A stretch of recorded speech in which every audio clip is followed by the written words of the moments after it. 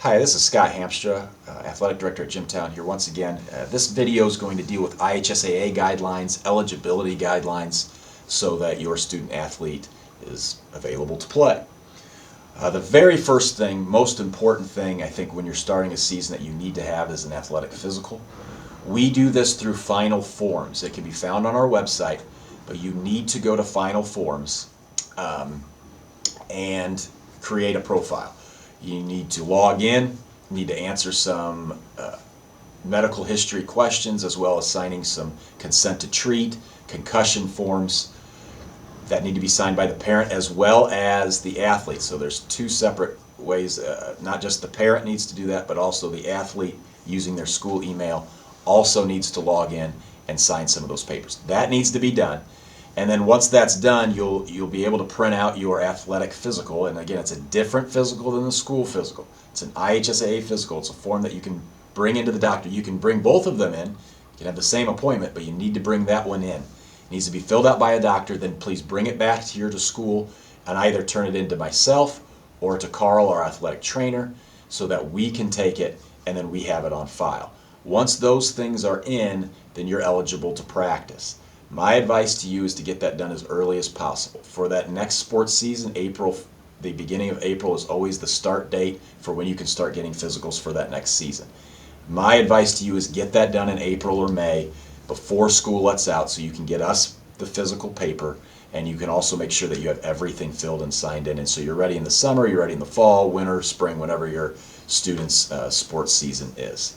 Just very important to get that done and make sure that you have that all turned in well before the first practice. So that way you know that he or she is eligible and ready to practice right away. Because unfortunately, until we have all of those things, they cannot practice. They can sit and watch, but they cannot practice, and it cannot count towards their practices to be eligible for their first contest, which is 8 practices, except for girls golf is 2, but 8 practices need to be in on 8 separate days before you can participate in an athletic competition or an IHSAA athletic competition. So you need to make sure you get that done.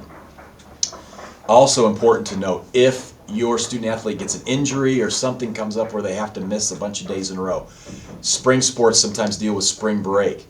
If it's 8 consecutive possible practice dates, so we're not allowed to practice on Sunday, so it's every other day besides Sunday, Monday, Tuesday, Wednesday, Thursday, Friday, Saturdays, but not Sunday. But if there's 8 days in a row where you do not practice, you have to get 2 practices in on 2 separate days before you are allowed to compete again. If it's more than 14, you need 3 practices on 3 separate days before you're allowed to compete again. And again, that can also vary. If you're missing because of a concussion, concussion protocol is different. So it may be more than 2 days. Again, it depends on the severity of the injury or the situation. So it might be more than 2 days, but the minimum guideline is at least 2 days of practice before you can play. Now I know in spring sometimes it gets a little crazy because you're playing every day. So batting practice or warm-ups can also include a practice date if need be. But again, that's all discussed within the coach, the athletic trainer, and even possibly myself and the parents on what they feel comfortable on when it's best for the student athlete to start playing again. So all those are variables, but that's the minimum, and we can use game days to get some practices in. That can be used, does not have to, and it's not always in the best interest of the athlete, so we always try to keep all those things in mind. Attendance at school is also an important thing. When we are at school, it is expected that athletes are here at least a half day. We need to have a record of the athlete being at school. So I know some of the upperclassmen, they may work as an apprentice somewhere else off campus. Obviously, we want them to be at work, but they need to be at school as well. So if they're in the morning at school and then they're going to their apprenticeship in the afternoon, if you have to be here half a day, you need to be at the school part of the day. We need to have some sort of documentation that you were here at school, not just work. I can't, well, I've done that in the past, we cannot do that. We've gotten clarification on that. We have to have documentation that they've been here at school. If you have a doctor's appointment, dentist, whatever else, just bring that in. Dentist shouldn't take a full day, so we still expect you to be here at least half a day. If the doctor is in Indianapolis or there's a funeral that's out of town, those can be excused.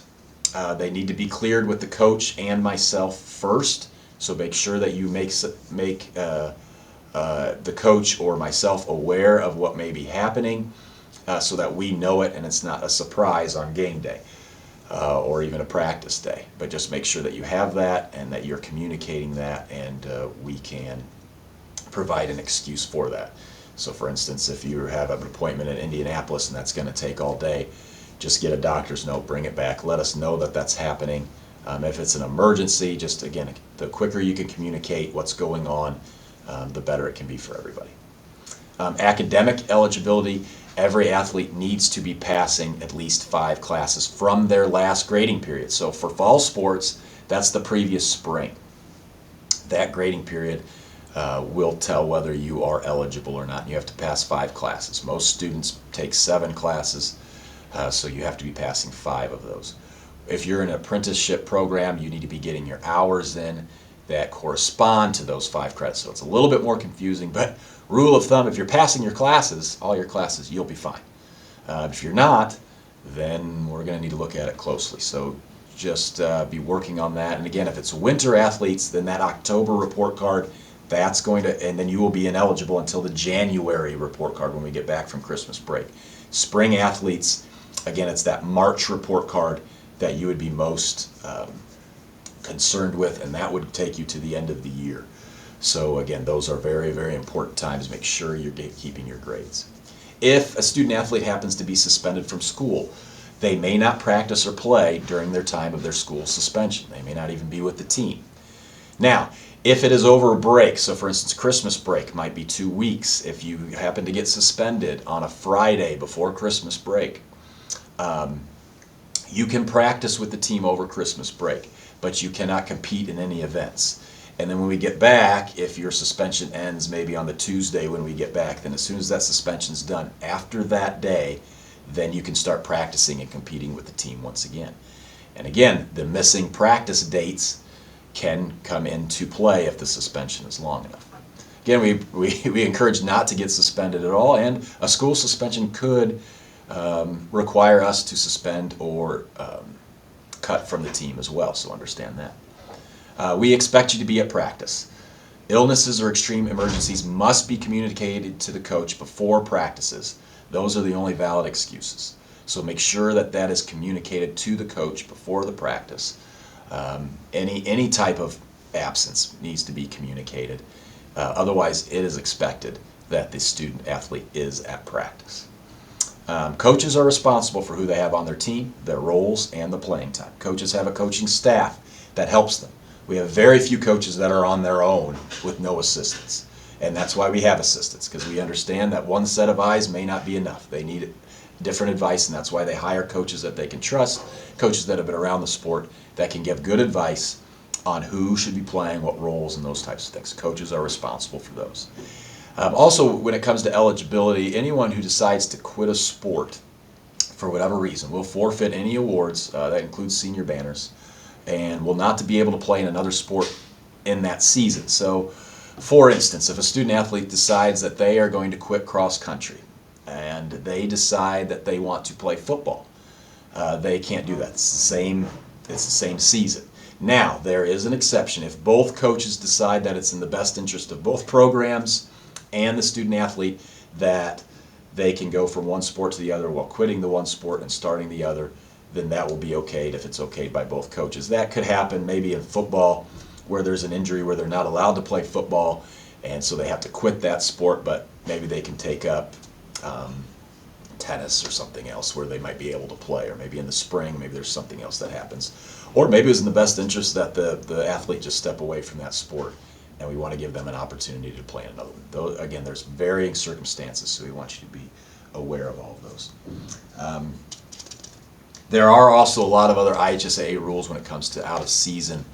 Basic rule of thumb is please check with your coach first before you do any type of travel league.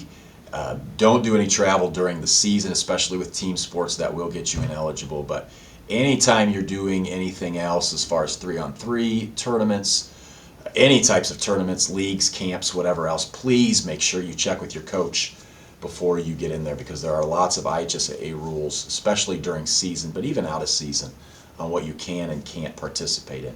So please make sure you communicate that with your coach, because there are a lot of different rules with that, and I can also help with that as well. But lots of different areas to where we can't really go into in one short video. So I hope that helps with eligibility. Thank you.